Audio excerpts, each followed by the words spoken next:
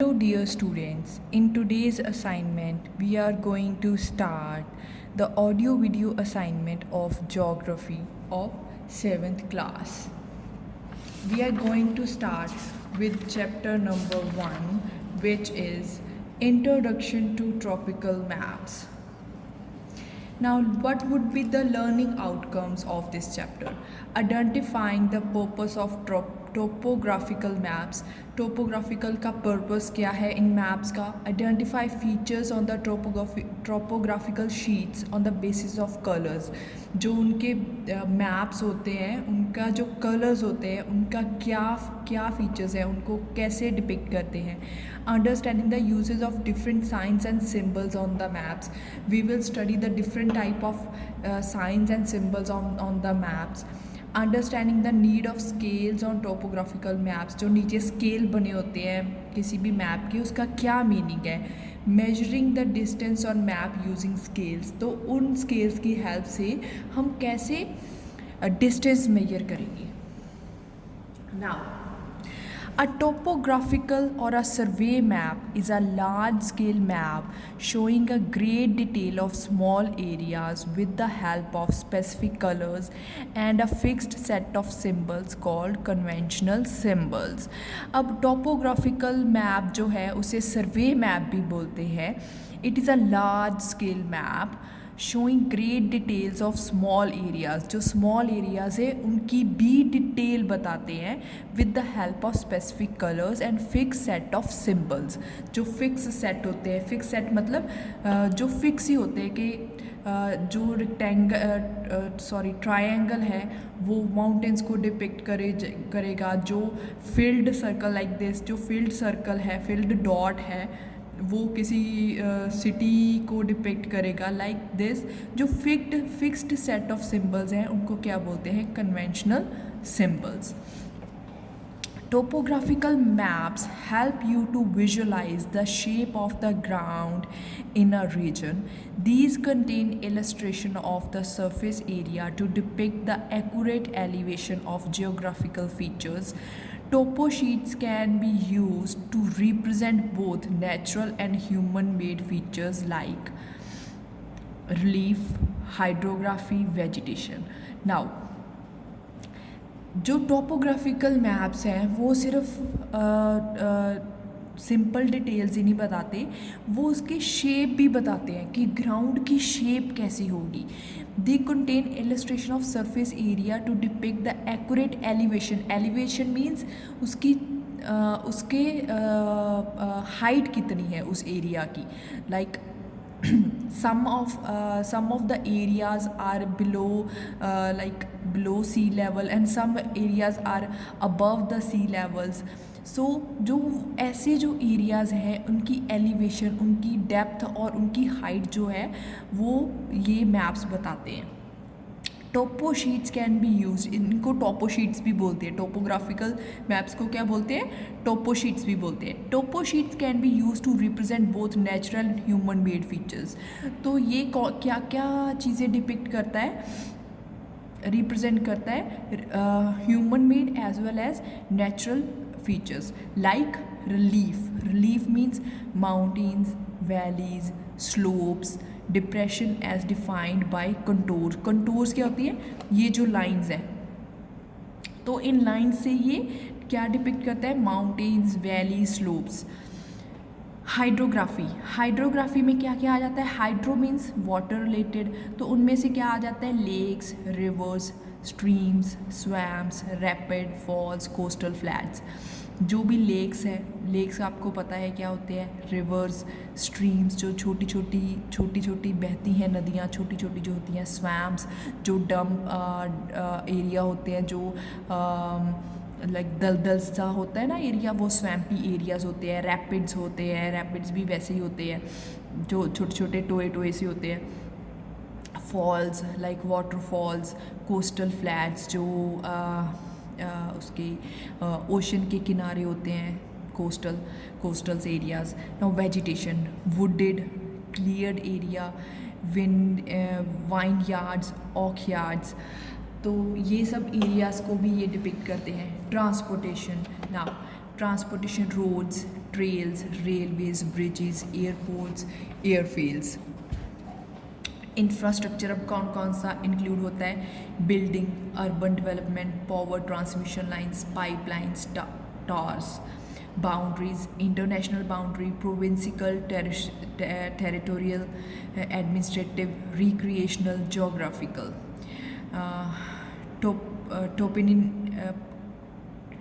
टोपोनामी, places names, water features names, land form names, boundary names. तो ये सब क्या डिपिक्ट करते हैं?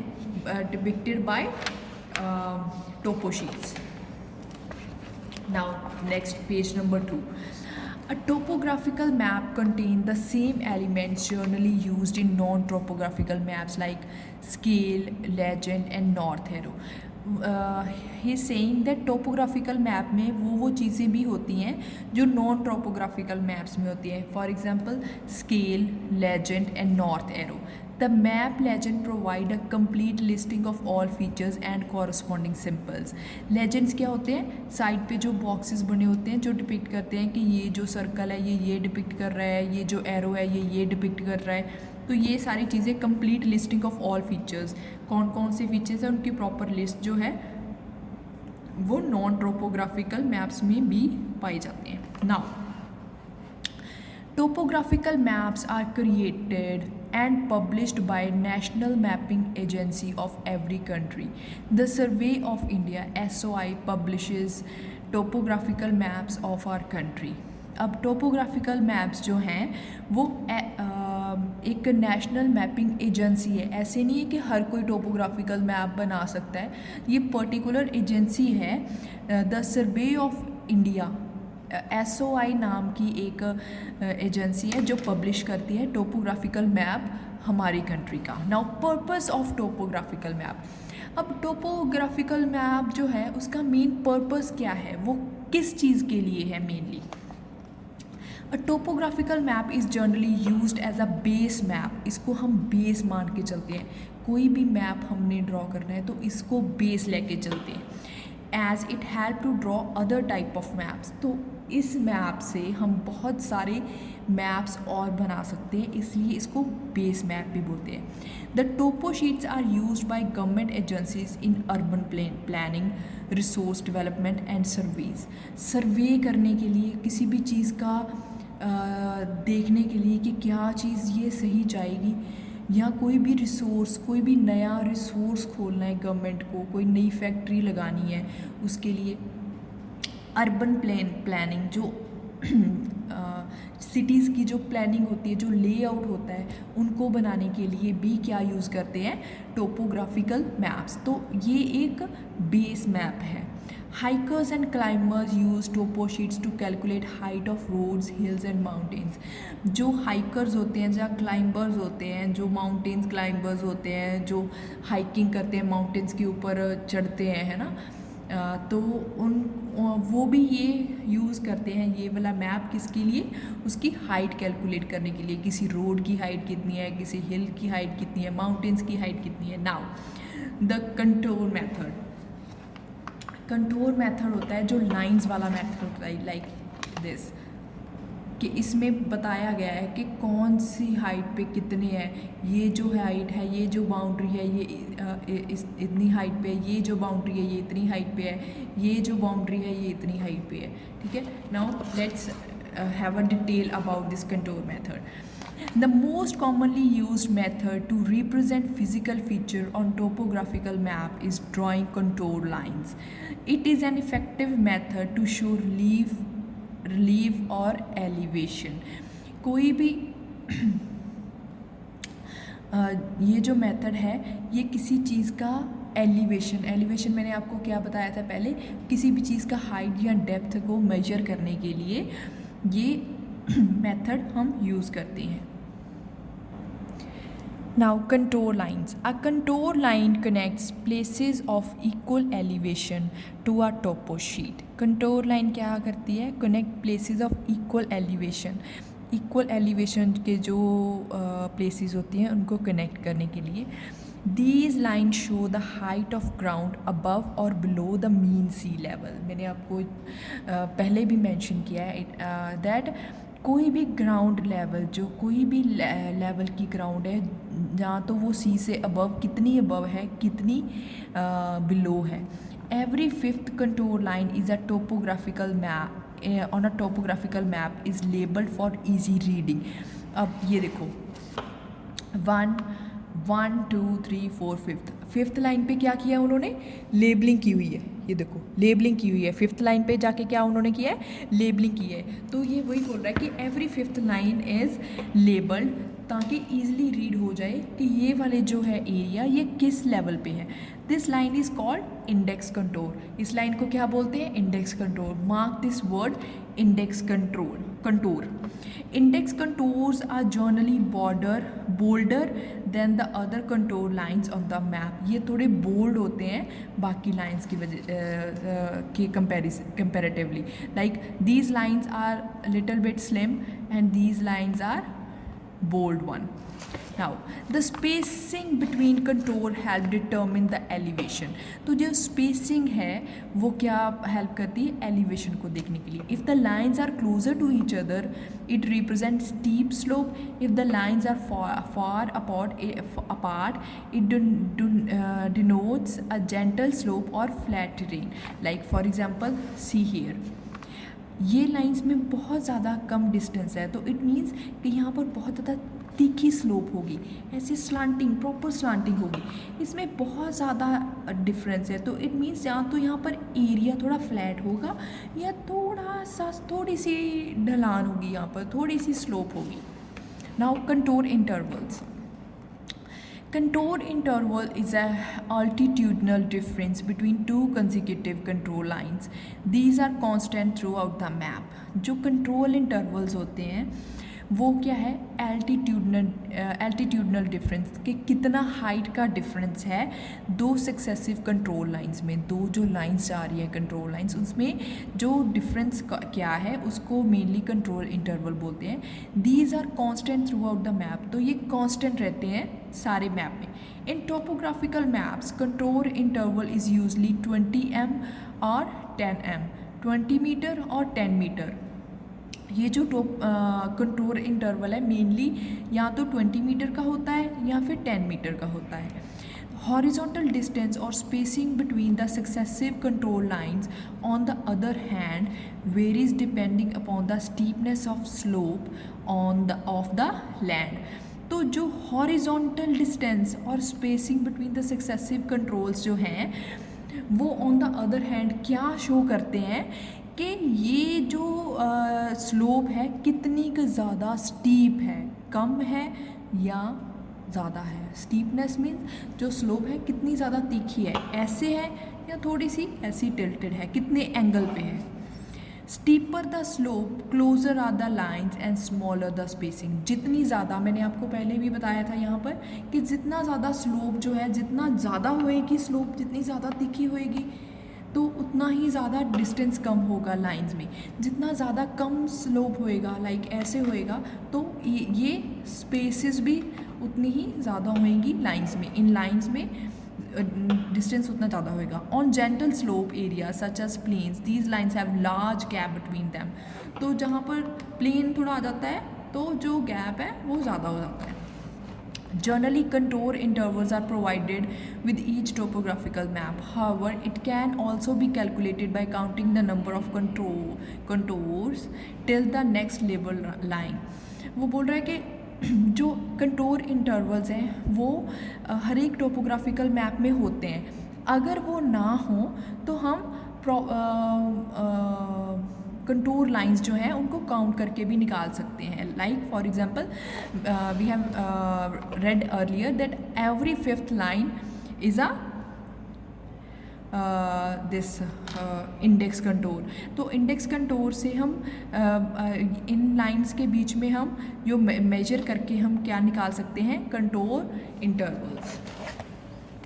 Now once you find out the contour interval you calculate the height of geographical feature. तो जैसे ही हम कंटोर इंटरवल रीड कर लें तो हम उस फीचर की हाइट पता कर सकते हैं कि इस माउंटेन की क्या हाइट है, या इस सिंपल वैली की क्या डेप्थ है, या ऐसे कुछ कर सकते हैं, मेजर कर सकते हैं। Use of colours in topographical maps. Now this is very interesting topic कि कौन कौन से कलर्स जो हैं वो क्या डिपिक्ट करते हैं। जर्नली वी हैव सीन आप वेदर फोरकास्टिंग देखते हो टीवी पे, तो वहाँ पर क्या होता है कि अलग अलग कलर्स डिपिक्ट किए होते हैं, तो those colours have some meaning. तो वो कौन सा कलर क्या डिपिक्ट करता है इस टॉपिक में हम पढ़ेंगे। In a topographical map, colors are used to depict different types of physical, economic and cultural feature. तो जो हर एक कलर है उसका अपना अपना एक मीनिंग है, अपना अपना एक टाइप है, जो वो क्या डिपिक्ट करता है अलग अलग physical, economic and cultural feature को। It would be difficult to interpret a map if colours are not use. अगर कलर्स हमने नहीं यूज़ किए तो ये बहुत ज़्यादा डिफ़िकल्ट हो जाता किसी को भी ये फीचर्स डिपिक्ट करना। तो जनरली जो कलर्स यूज़ होते हैं वो है सबसे पहले black. All writing on map except grid numbers, जिसमें क्या आते हैं names, abbreviation such as DBRSPO, river bank, broken ground, dry streams, survey trees, point heights and their numbering, fire lines, railway lines, telephone and telegraph lines, lines of latitude and longitude, all boundaries, any written amplification such as open scrub, metal road under construction, meter gauge are in black। तो ये जो सभी features हैं ये किस colour में हम use करते हैं, ब्लैक में। Did you know survey trees are shown in black. These are prominent trees that have been surveyed very accurately and have identification number। आपने कभी देखा होगा रोड साइड पे जो ट्रीज़ होते हैं उन पे कार्विंग करके ऊपर नंबर्स लिखे होते हैं, उनकी ट्रंक पे, उनके जो बॉडी होती है उन पे नंबर्स कार्व किए होते हैं। एक तो ये लैंडमार्क एज अ लैंडमार्क सर्व करते हैं, सेकेंडली ये प्रॉपरली सर्वेड, ये पक्का सर्वेड ट्रीज़ होते हैं। सो लाइक कि दैट दीज आर अलाउड और not allowed to be cut down. कई बार होता है कि हमें road during road construction they have to broaden the roads, so those trees have to be cut down. तो उन ट्रीज़ को हमें कट करना पड़ता है, जो गवर्नमेंट को कट करना पड़ता है, तो वो जो है वो सर्वे में उनको डिलीट कर दिया जाता है कि वो अब ट्रीज़ नहीं रहे, उनकी जो नंबरिंग है उनको डिलीट कर दिया जाता है। तो so those are basically for the survey purposes के यहाँ पर कितने ट्रीज़ हैं। Now next, blue colour. All perennial water bodies such as sea, river, lakes, falls, rapids, swamps and marsh are in blue। तो ब्लू कलर में क्या है, perennial. अब पेरिनियल वाटर क्या होते हैं, ये आपने प्रीवियस क्लासेस में पढ़ा होगा, perennial rivers and non perennial reverse.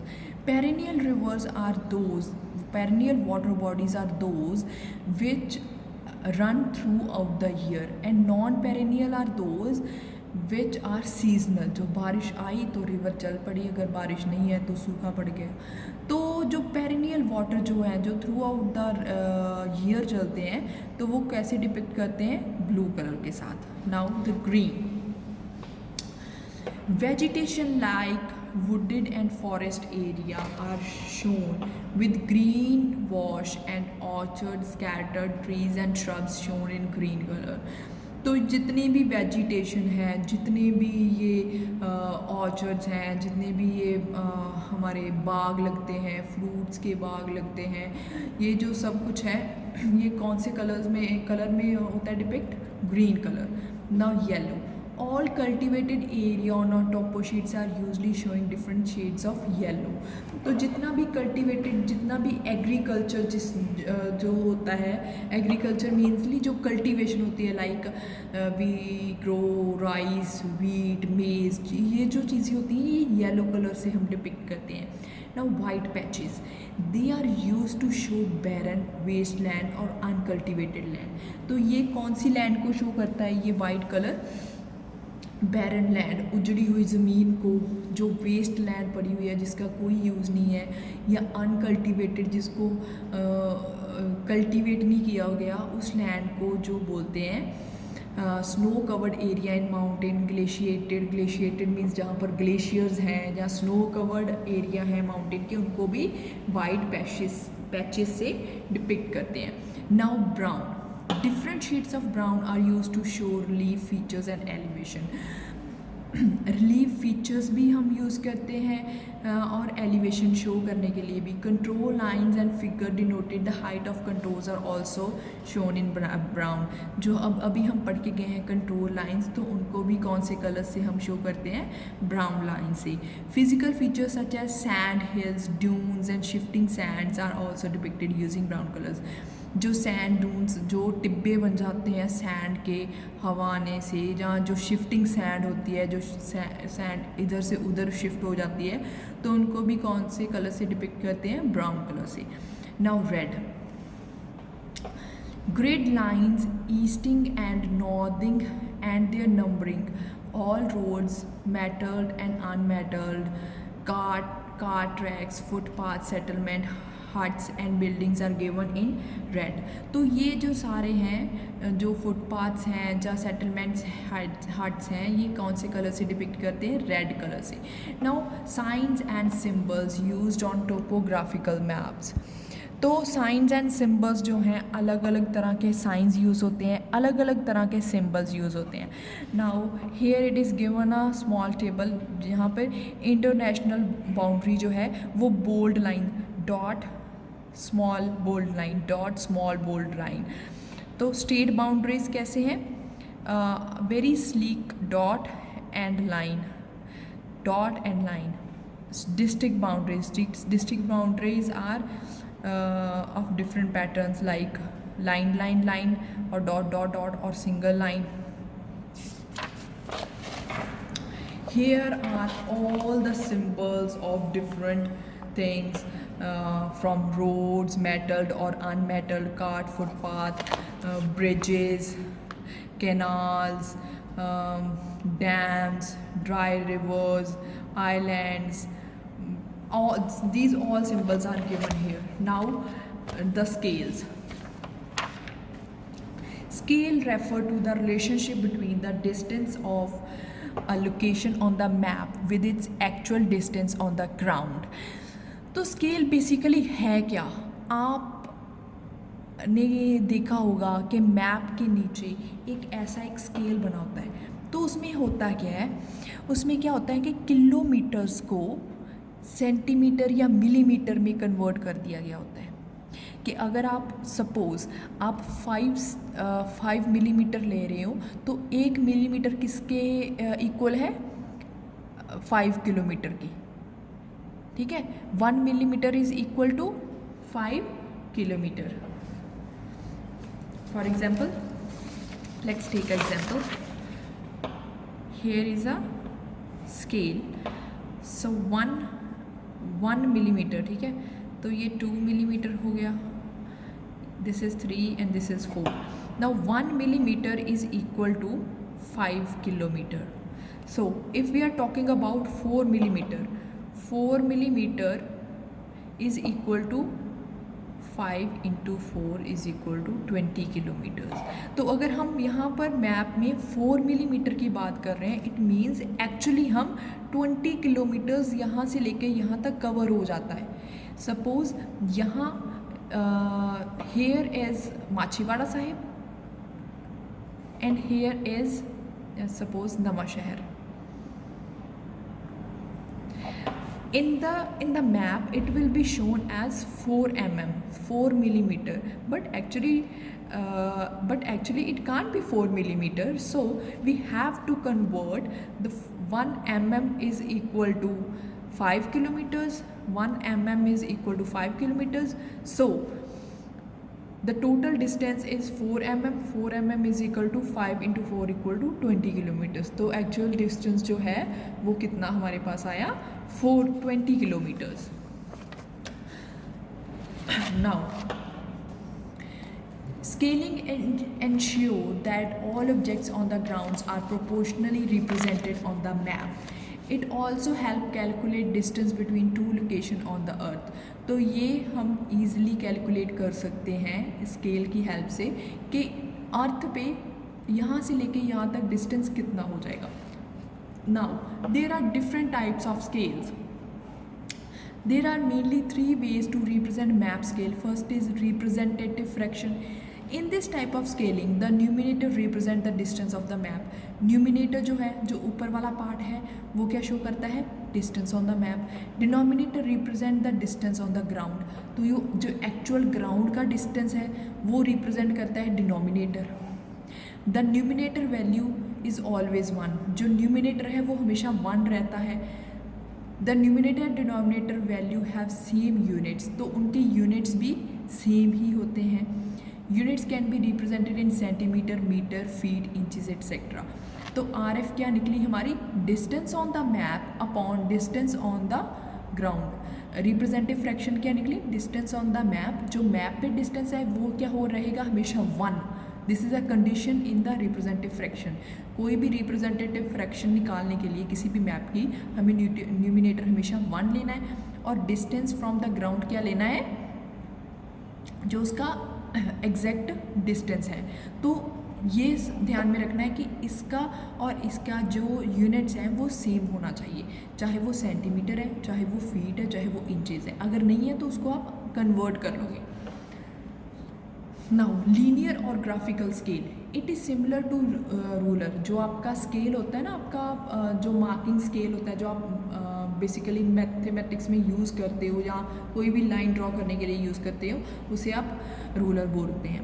This consist of straight line which is divided into lengths that represent given distance on the earth surface. It is usually drawn near the lower portion of the map. तो lower portion पे हम क्या करते हैं? Linear scale हमेशा draw होता है. In a diagram above the linear scale have 5 equal parts. Each part is of 1 centimetre. तो इसके 5 इक्वल पार्ट्स हैं. तो हर एक पार्ट जो है वो क्या है? 1 सेंटीमीटर का है, जो क्या रिप्रेजेंट कर रहा है? 1 किलोमीटर. अभी मैंने आपको एग्जांपल दी थी सेम हेयर, वो जो लीनियर की थी, ठीक है, लीनियर स्केलिंग की थी. 1 सेंटीमीटर क्या रिप्रेजेंट करता है? 1 किलोमीटर. तो अगर हम उसका हाफ कर दें, 1 सेंटीमीटर का 0.5 सेंटीमीटर कर दें, तो वो क्या रिप्रेजेंट करेगा? 500 metre distance on the ground. Now verbal scale. Verbal scale क्या है? उस पर कोई डायग्राम नहीं बनी होती, कोई डिपिक्शन नहीं हुई होती, सिर्फ नीचे एक लाइन लिखी होती है कि ये जो इतने जो सेंटीमीटर है इतने किलोमीटर्स के इक्वल है. For example 1 centimeter distance on the map is equal to 25 kilometers distance on the ground is represented as 1 centimeter 25 kilometers. 1 centimeter to 25 kilometers. ठीक है. Now next is measuring distance on the map. Measuring distance on the map is an important part of map reading. It can be useful while traveling to reach the destination. जब भी हमने destination तक पहुंचना हो तो map पे जब हम स्केल रीडिंग कर लेते हैं तो उससे बहुत इजी हो जाता है वहाँ का डिस्टेंस मेजर करने के लिए, जहाँ हमें पता चल जाता है कि ये हम कितनी दूर जाना पड़ेगा. और to search for a location you can measure distance